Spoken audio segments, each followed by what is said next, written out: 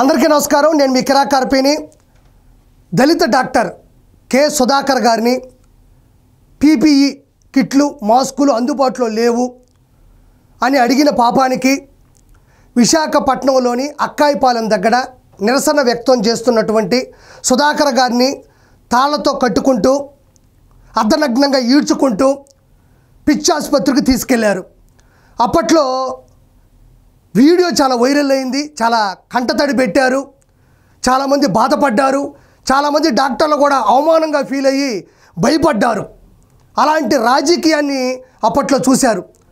అలా దళిత doctor K Sudhakar గారికి జరిగినటువంటి అవమానానికి 5 సంవత్సరాలు నిండింది. అప్పట్లో ఏం జరిగింది అనే దాని మీద నేను వీడియో ప్లే చేస్తూ ప్రజలారా విశ్లేషిస్తాను, చూడండి. మా డీసీహెచ్ఎస్ ఫోన్ చేస్తే ఒక మాస్క్ పట్టుకొచ్చాడు, N95 మాస్క్. డాక్టర్ గారు ఈ 195 మాస్క్ 15 డేస్ వాడాలట. 15 డేస్ మేము చచ్చిపోతాం. పాజిటివ్ కేసులు ఎందుకు రావండి? మినిమం మెడికల్ డిపార్ట్మెంట్కి ఇంపార్టెన్స్ ఇవ్వట్లేదు. ఇక్కడ చెప్తుంటే అక్కడ దుబాయ్ అంటున్నాడు ఎవడో పోలీసుడు.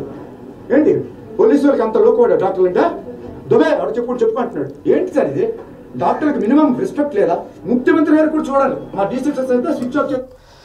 ఇక్కడ దళిత డాక్టర్ కె సుధాకర్ గారు అప్పట్లో విశాఖపట్నం జిల్లాలోని నర్సీపట్నంలోని గవర్నమెంట్ ఆసుపత్రిలో పనిచేసేవాళ్ళు. అప్పట్లో కోవిడ్-19 వైరస్ అనేది ఎంత విచ్చలవిడిగా వ్యాప్తి చెందో అందరికీ తెలిసిందే.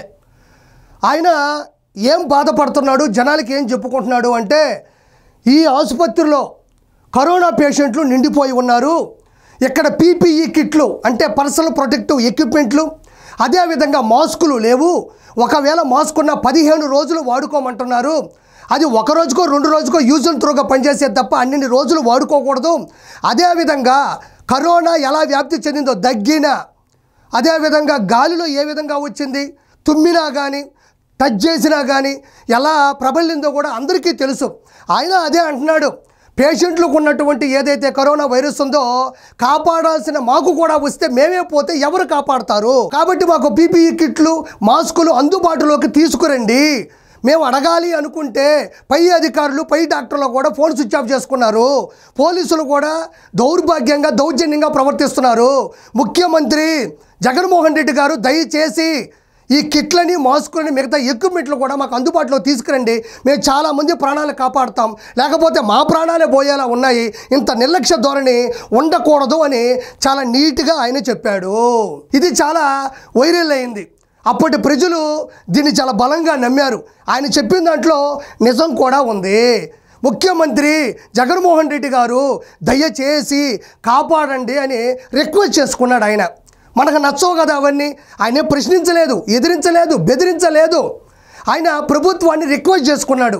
ఆ పాపానికి వెంటనే జగన్మోహన్ రెడ్డి ప్రభుత్వంలో ఉండేటువంటి అధికారులు అతన్ని విధుల నుంచి బయటికి పంపించేశారు. ఎంత పాపం, ఎంత తప్పు. కేవలం ఆయన ఏమి కరోనా వైరస్కి ముందు కనిపెట్టమని అడగలా. కరోనా వైరస్ సోకకుండా మాకు కిట్లు మాస్కులు ఇవ్వండి అయ్యా, మేము కాపాడుతాం, లేకపోతే మేమే పోయేలా ఉన్నని అభ్యర్థించుకున్నాడు. అభ్యర్థన అదే. ఆ తర్వాత ఆయన్ని విధుల నుంచి తొలగించారు. ఆయన మానసికంగా చాలా ఇబ్బంది పడ్డాడు. ఆయన్ని ఎన్నో హత్యా ప్రయత్నాలు జరిగాయి. ఆయన్ని బూతులు తిట్టారు, విపరీతంగా కొట్టారు కూడా.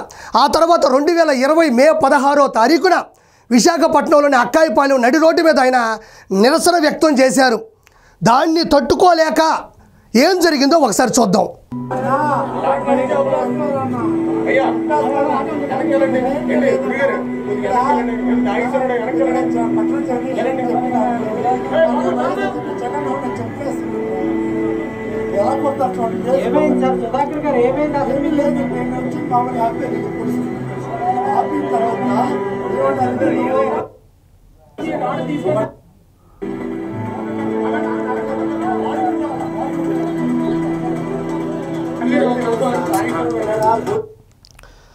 చాలా బాధగా ఉంది.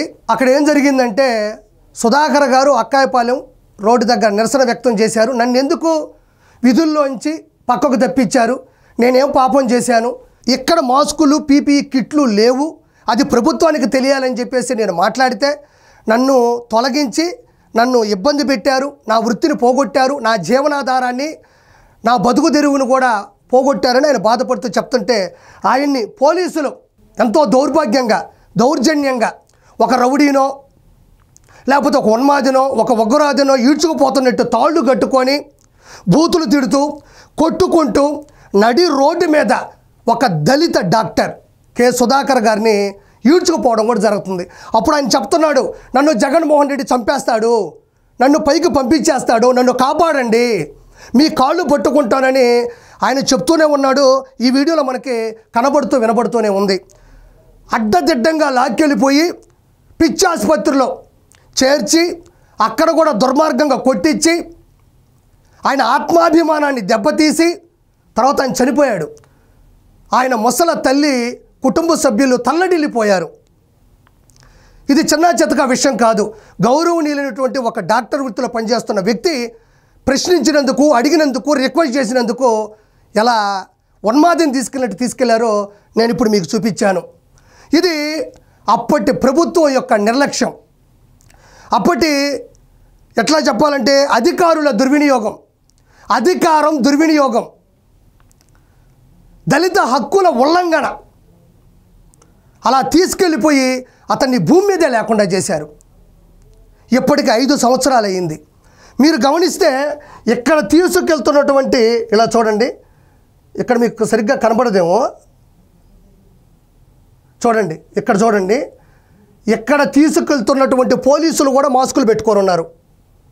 ఎందుకు మాస్కులు పెట్టుకున్నారు? పోలీసులు ఆయన్ని అరెస్ట్ చేసి తీసుకెళ్లేటప్పుడు, ఈడ్చుకెళ్ళేటప్పుడు ఆయన ఏం పాపం చేశాడు? మాస్కులు లేవు అని అడిగాడు. ఇంతకన్నా ఏముంది?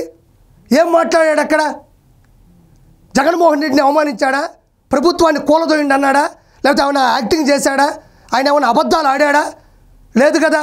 ఆయన్ని అరెస్ట్ చేస్తున్న పోలీసులు మాత్రం మంచి మాస్కులు పెట్టుకోమన్నారు. అంటే వాళ్ళకి కరోనా వైరస్ రాకూడదు, అంటే పోలీసు వృత్తిలో ఉండే వాళ్ళకి కరోనా వైరస్ రాకూడదు. కానీ ఒక డాక్టర్ కరోనా వైరస్తో ఉండేటువంటి పేషెంట్లు చూస్తూ ఉంటే వాళ్ళ కరోనా వైరస్ 15 రోజులు కానీ 30 రోజులు కానీ ఒక మాస్కును వాడుకోమని చెప్పే ప్రభుత్వం ఈ ప్రపంచంలో ఏదైనా ఉందంటే అది వైఎస్ఆర్సీపీ ప్రభుత్వం హయామే. కాబట్టి నేను అదే చెప్తున్నా, అలా చేశాడు కాబట్టే ఈరోజు 11-5 మధ్యలో పోయాయి. నేను ఫైనల్గా ఒకటే చెప్తున్నా, క్షమించాలి సుధాకర్ గారు, మిమ్మల్ని కాపాడుకోలేకపోయాం, అలాంటి రాక్షసుడి పరిపాలనలో ఏమీ చేయలేకపోయాం. మీ ఆత్మకి శాంతి కలగాలని మనస్ఫూర్తిగా కోరుకుంటున్నాను. మీ తల్లిదండ్రులు కూడా ఆ బాధను దిగమింగుకోవాలని మనస్ఫూర్తిగా కోరుకుంటున్నాను. అదేవిధంగా మీరే కాదండి, ఒక అక్కని ర్యాగింగ్ చేస్తుంటే ప్రశ్నించినందుకు అమర్నాథ్ గౌడ్ అనే పిల్లోడిని పెట్రోల్ పోసి కాల్చేశారు. అదేవిధంగా డ్రైవర్ సుబ్రహ్మణ్యంని కూడా చంపి డోర్ డెలివరీ చేశారు. అదేవిధంగా తోట చంద్రయ్య గారిని కూడా కంఠం కోసి నడి రోడ్డు మీద వదిలేసి వెళ్ళిపోయారు. ఇలా చెప్పుకుంటూ పోతే చాలా జరిగాయి. ఇప్పటికి ఇదొక్కటే, ఇవన్నీ కూడా పెద్ద పెద్ద కథలు. కాబట్టి ప్రజలారా దయచేసి దీన్ని గమనించండి. ఒక డాక్టర్ వృత్తిలో ఉండేటువంటి వ్యక్తి మీద పట్టపగలు మిట్ట మధ్యాహ్నం తన బాధను చెప్పుకుంటున్న వ్యక్తిని ఈ లోకం నుండి దూరం చేసి ఆత్మాభిమానాన్ని దెబ్బకొట్టి ఎలా చేశారన్నది నేను మీకు చెప్తున్నాను. Thank you so much.